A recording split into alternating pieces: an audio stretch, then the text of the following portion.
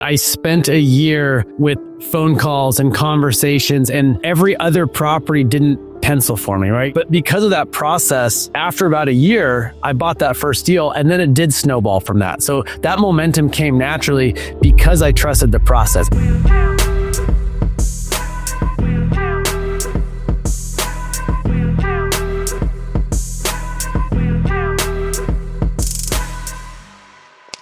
Hey, what's up? Gabriel Hamel here, and we're going to do something a little bit different this week. It's actually me being interviewed on another podcast, and I'm going to share with you how I went from living in my friend's attic for $100 a month to owning over 450 rental units.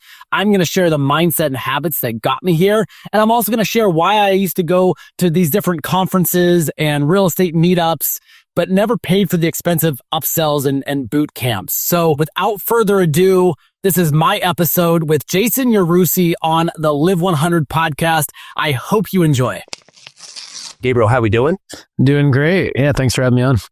Yeah, great to be here. So Gabriel's invested in a ton, right? So multifamily properties, mixed use, commercial properties, mobile home parks, currently holds over 60 million in real estate portfolio consisting over 450 multifamily assets, mixed use, mobile homes, the whole deal. So, Gabriel, give me a little onset, so you take it back 10 years, right? What were you doing before you dove into this route? Yeah, I'll go back farther than that. I mean, really, I was the kid in school that didn't understand why what the teacher was teaching had to do with the real world. It was hard to kind of connect the dots. Like, I don't think I would have stayed in high school if it wasn't for the social aspect or for being on the high school wrestling team. So I ended up joining the military my senior year of high school. I joined an infantry unit, Army National Guard, doing the 1 week in a month thing, prior to being a legal adult, prior to graduating high school. And just thought, hey, we go play in the woods, 1 week in a month, 2 weeks a year, just kind of like the commercial. And then I graduated high school, took some odd end jobs, went off to basic training, and a couple years after that. So I graduated high school in 2000. Around 2002, I read the book Rich Dad, Poor Dad, and I'm like, oh, this makes sense. So not really a how-to book, but it talked about real estate investing. It talked about, financial literacy. It talked about all these things that they weren't teaching in school. And really, it was the first, piece of literature, first thing I ever read. It's actually the first book I ever read cover to cover, word for word in my entire life. So I got all the way through school without ever reading a book. And I'm like, this makes sense. I'm going to invest in real estate. Shortly after that, I ended up being deployed over to Iraq in 2003 and 2004, 14-month deployment. So I went from living in my friend's attic for $100 a month. I go on this deployment, but I have real estate on my mind. And so, I get deployed and I'm like, this is what I'm going to do. I'm going to come back. I'm going to come back alive, not too messed up, and I'm going to buy some real estate. So that was kind of my initial journey, at least in my mind at the time, was like, I'm going to buy some real estate. I had no idea how to, but it was definitely... It was a strong desire, and that was kind of my first introduction to, hey, there's something else outside of just go to school, go to more school, and get a normal job. So at this point, like most that would be listening are going to feel stuck. They're going to feel overwhelmed, right? So they're going to get to this point, like, yeah, okay, that sounds awesome. I'm right there with you, right? I want to go out there. I want to buy real estate. I want to break the mold. It's on my mind too. But then they're stuck and they never actually go down the evolution of doing that, right? So how did you break through that piece of the puzzle to start putting that into play? Yeah, I mean, I think I'm big on mindset. I think everything starts in the mind, right? And so I was okay not knowing how. It was just a strong desire of being financially free and believing that real estate would be my path. I really didn't have any other type of education. I didn't have any degree to fall back on. I didn't have any kind of expertise in any other area. So to me, it just made sense. So part of it was just the commitment into the mind of like, I am going to do this, and people have done it before me, and I'm not making up something new. People have been investing in real estate for a lot of years, and people have been able to create financial freedom and create wealth from buying real estate. And so for me, it was a commitment in the mind first that yes, I want to do this. It's possible for me, and I'll figure out the how next. And so the how for me was, I come back from the deployment 2004 and I start looking at properties, and this is during the subprime. And so, 2005, anyone can get a house, but there was a lot of competition too. And so I'm making offers. It was amazing that I was bank financeable because I had no job, no income, no down payment, but I was able to buy a home in 2005. It made good financial sense to rent out a couple of the bedrooms. It was before house hacking was really a term, but I rented out 2 of the rooms and I lived for less than I could anywhere else. And I essentially did that in 05, 06, 07. And then in 2008, bank guidelines had changed dramatically. Some call that the Great Recession. And, in 08, I went back to a bank and said, hey, I want to buy another house. And they said, you don't qualify. And I said, well, what do you mean I don't qualify? I've been, buying a home a year for the last 3 years. I've made my mortgage. Got it. So you had brought a couple homes at that time. So like 2004, you brought the first one, and then you're like, okay, cool, this works. And you brought a couple more? Yeah, I bought a home in 05 and I'm like, this is easy. Like didn't need a cosigner. I had no job, no income, no down payment. I'm like, I can buy a house. This is wild. This is easier than the books. And so 2006, I had opened up a small nutrition store that never really made a ton of money, low overhead. So, I just a couple $100 a month was not enough to live off of. And so why'd you do that? If I just out of curiosity, why'd you jump out of the real estate path? What drew you to that? I was deployed with a guy who had been in the nutrition business, and we decided to open up, when we came back after about a year after being back, we're like, why don't we just open up our own store? So we opened up a little nutrition store inside of a gym. And that was really my first introduction to business. I had bought that one home. I actually rented one room out to my brother and one room out to my business partner.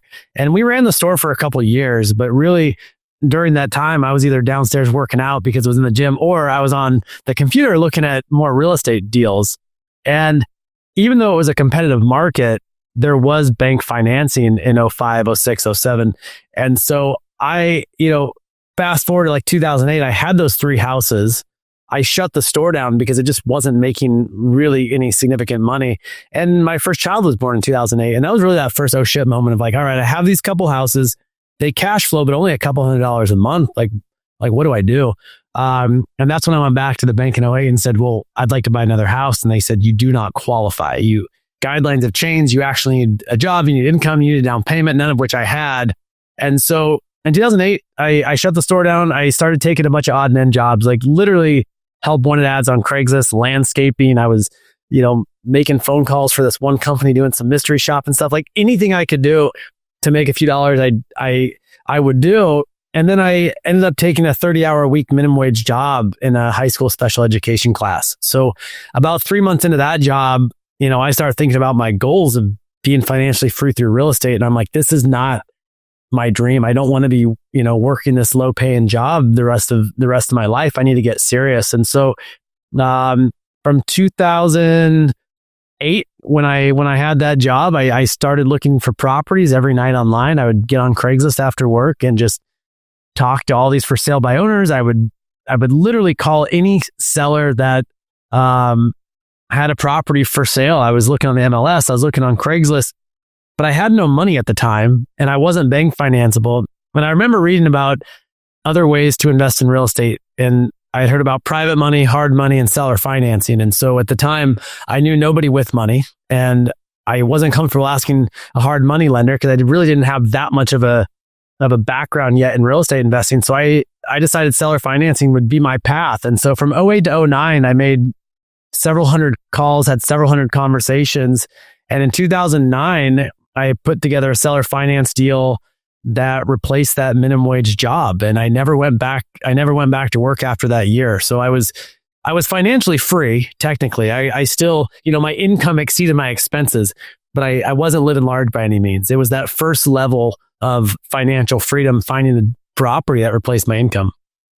Live 100 is about breaking habits that no longer serve you so you can build momentum to just get the future that you truly desire, right? And what you spoke about here is just some of the roadblocks that could have been huge roadblocks. And many times, for listeners, like we seek out the no, and then we're like, okay, I guess that's a no, right? So at this point, you have no money, you can't get bank financing, right? Nobody with money. That's 1, 2, 3 of why people would stop in real estate. And so what you came upon, I call it figure it out mode, right? You just keep figuring it out, right? At this point, you just keep figuring out what's going to be the next thing I need to do. Just keep pushing the ball forward, right? Because there's so many reasons why someone will stop. And we see this with all evolutions of our life. Just think of anything, right? Relationships, finances, faith. You could put a roadblock in any capacity there. But if you're saying, listen, I'm going to figure it out, you find a way to figure it out. And you're speaking to that right here, right? So you even get to the seller financing deal, right? Oh, I can't get financing, so I guess I don't know how to buy this. I don't know anybody with money. Oh, I can't figure out how to get money, right? Oh, I don't know how to do this with no money down, right? but you just keep pushing the ball forward. And so you get to this deal, you get to the seller financing deal, and talk us through the evolution, right? When you get to that point, was your mind like, okay, bullish, let's keep going? Or you're just like, I don't know what I just did, but let's kind of figure it out from there. Yeah, no, it's a good question. And it was, it was interesting because I didn't have money, and I actually feel fortunate looking back that I didn't have money because it forced me to get creative. And so with these hundreds of conversations I had with sellers, I found that sellers were usually stuck on price, down payment, or interest rate, or some other emotional aspect of the deal. But it was usually one thing that was important to them. And so, oftentimes in those early years, I would have these conversations, and that's what it was about. It wasn't so much I was worried about, no's. It was just having these conversations would educate me. They would educate me on what sellers wanted. And for some sellers, it was the price that was important. Some it was a down payment.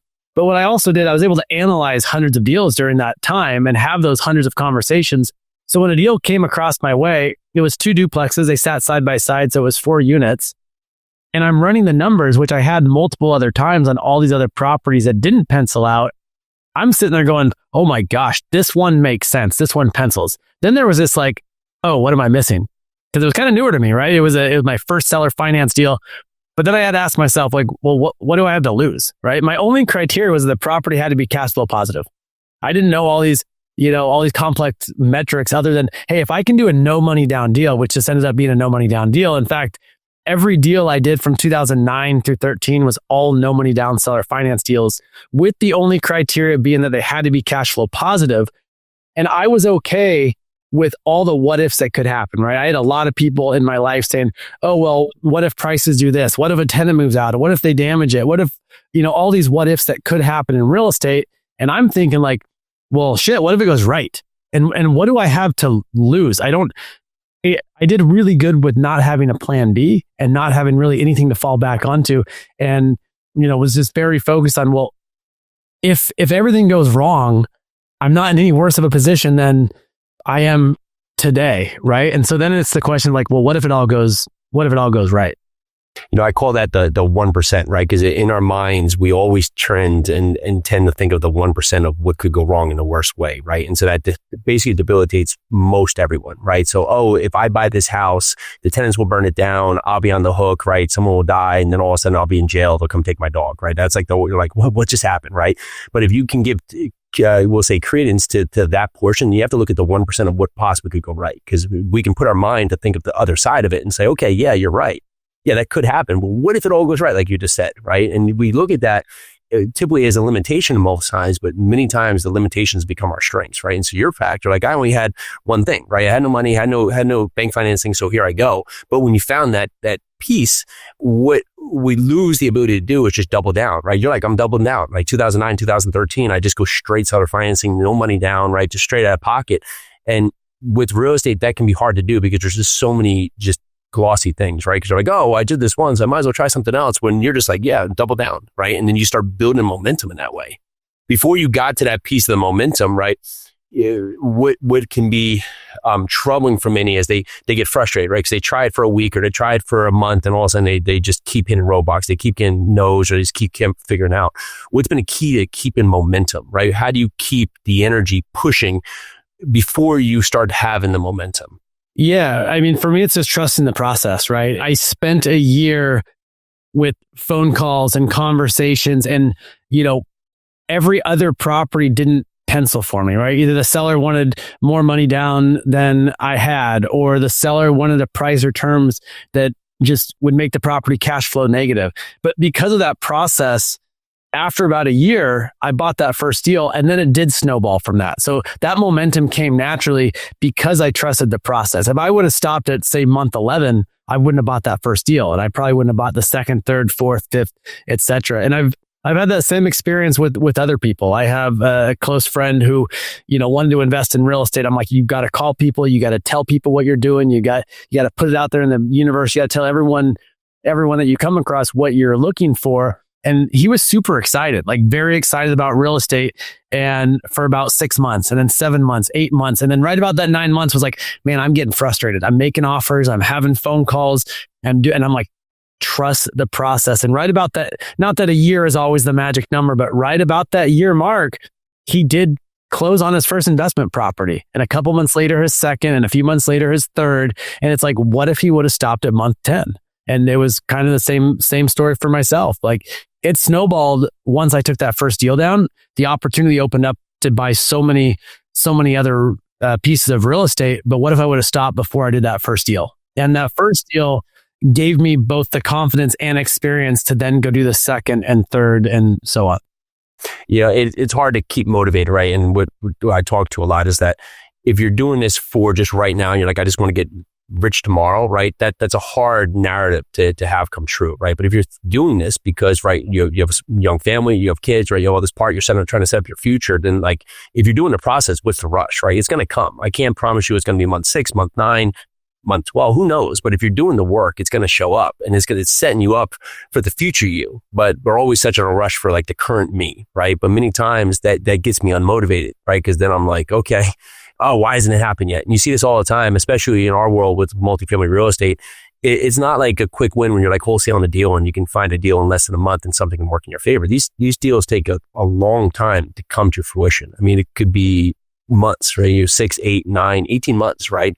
But a big deal can really have a gigantic change for your future.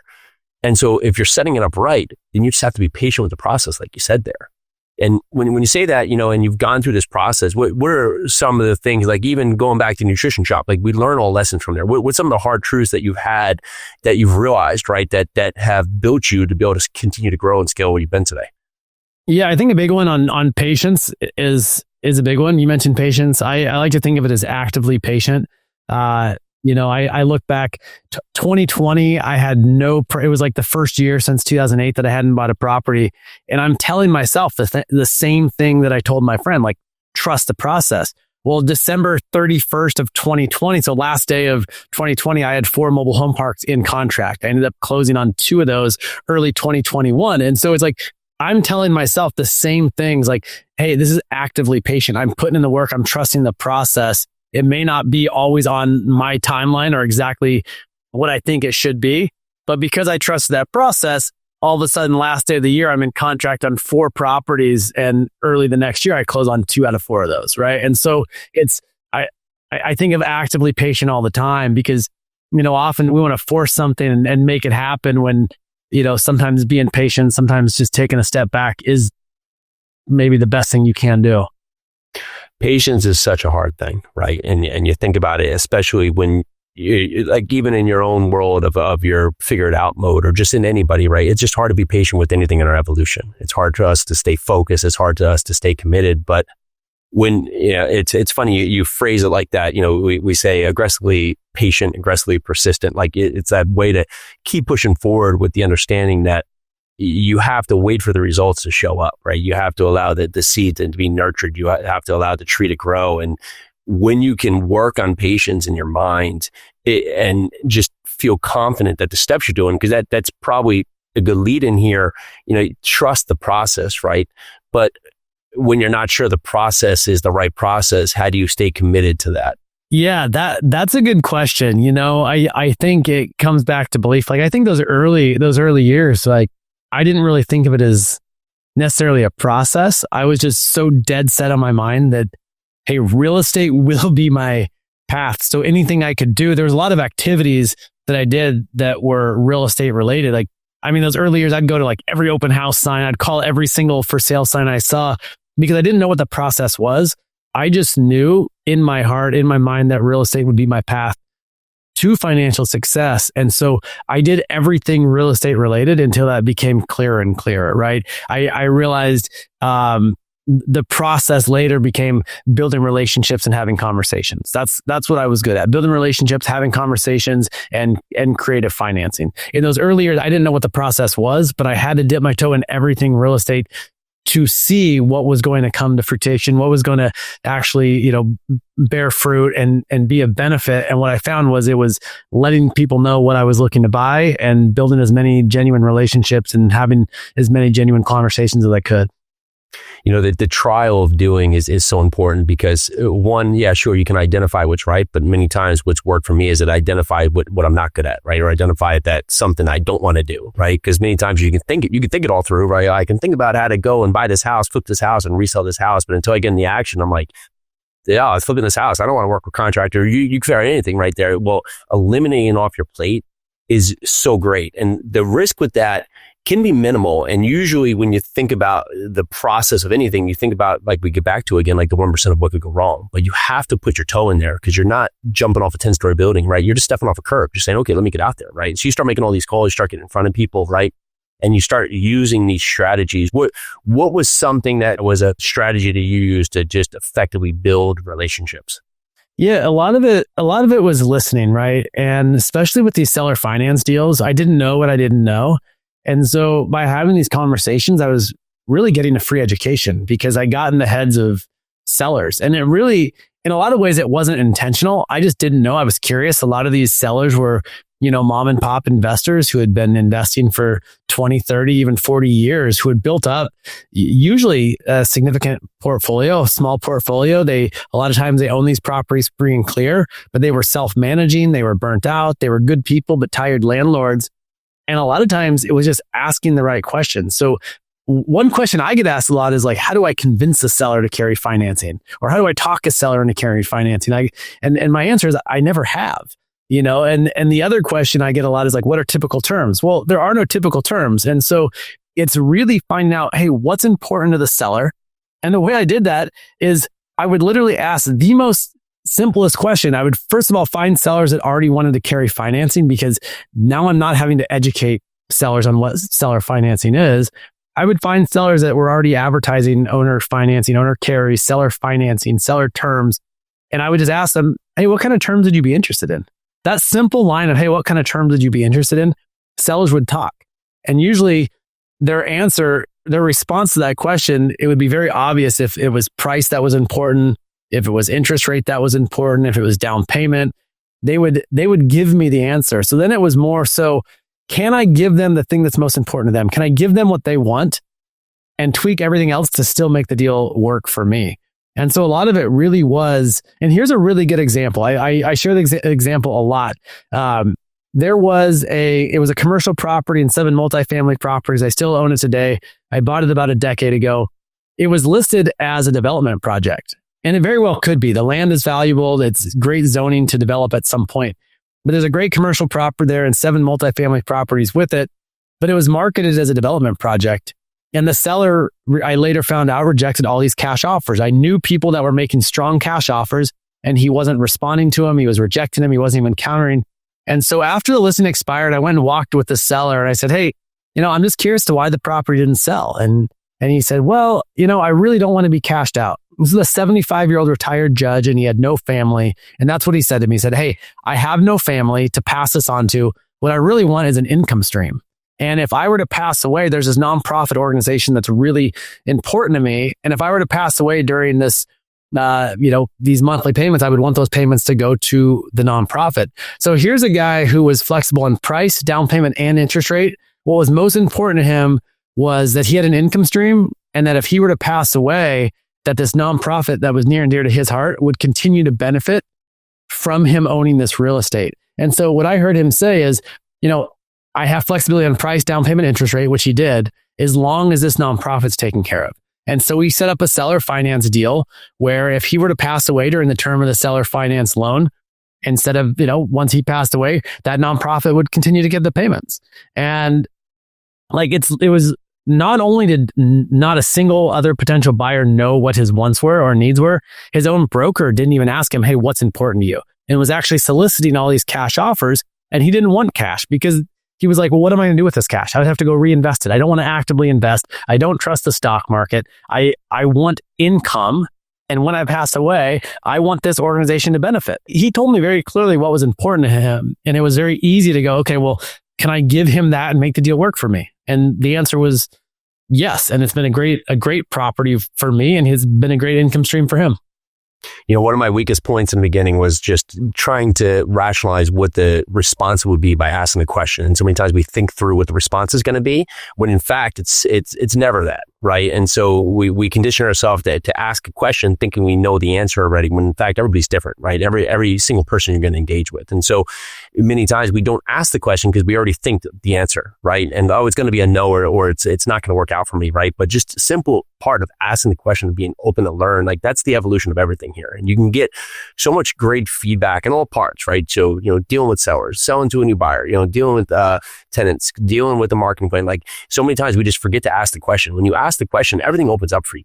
And so you have to get past that level of fear of just breaking the habit just to assume the outcome. And assuming the outcome has never created the outcome that I destined for, right? It's either been greater or worse, right? Most capacity, right? If I go and ask the question, explore, and just go after the action, it comes out greater, right? But if you can get off the sideline and just start taking action and pushing yourself forward and just building momentum, and then just be open to the new experiences, right? That's a lot for what works in any facet of life, right? And so when you think of it on your side, and you think about, some of your day, right? What are you doing today? Like, how's your day look today? Overall, the course, like, what do you do each day in terms of habits, rituals? Like, what works into your system today? Yeah, I really designed my business to fit my lifestyle more than my lifestyle fit my business. So a big driving force for me is the ability to control my time and own my time. And it took me some time to realize that. I mean, I felt this very innate desire to be financially free, to have financial success.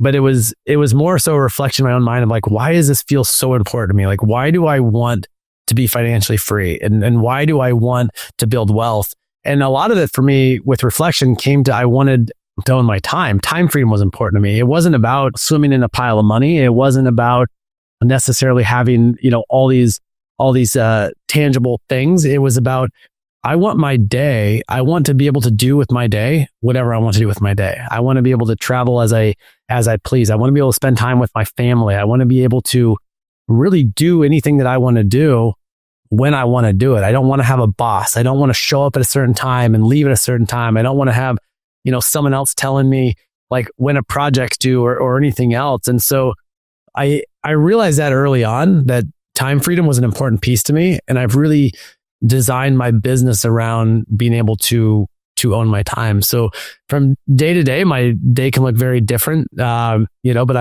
it's important to me to be here in the morning when my kids are getting up for school. And, I'm home in the day when they're off school. I usually work out in the middle of the day. Most days I'm taking a sauna in the morning and a cold shower, but it's less so about like, I do think habits are important. Like health is a very big, important part of my life, but it's more so like I get to control how I spend my day. Now, sometimes there's things out of my control.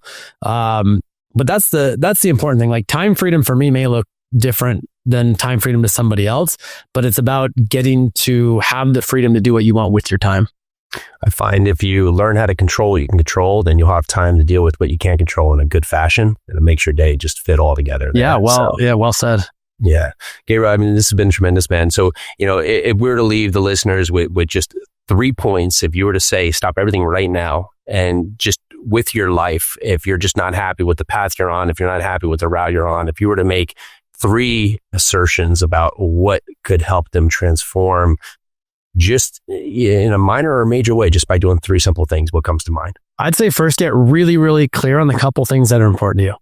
Like really clear. Like I'm really clear. There's a handful of things that are important to me. It's my family, it's my health, it's my freedom, and it's being able to travel and do what I want when I want with who I want. Right. And so if it doesn't align, and I guess my advice would be like, get clear on what's important to you.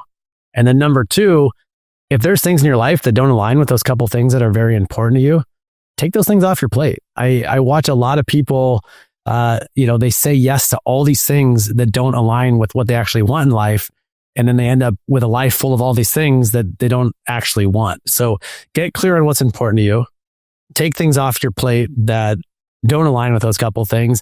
And then lastly, put things into your life that do align with those couple things. Like if your family is important to you, then actually create time to spend with your family. If travel is important to you, put those on the calendar, right? And I think it's almost more of a challenge in some ways for people that are in business or in real estate. I watch a lot of people in the real estate investing world. They take on all these real estate related activities, or they add all these real estate related type tasks of their day, to their week, to their month, to their life ultimately. And it's actually got them farther away from the thing they wanted in the first place. So people all the time will say, I want financial freedom. And I say, well, why? They say, and almost always, like 95% of the time, it comes down to time freedom. I want to spend more time with my family. I want to travel. I want to give back to this cause.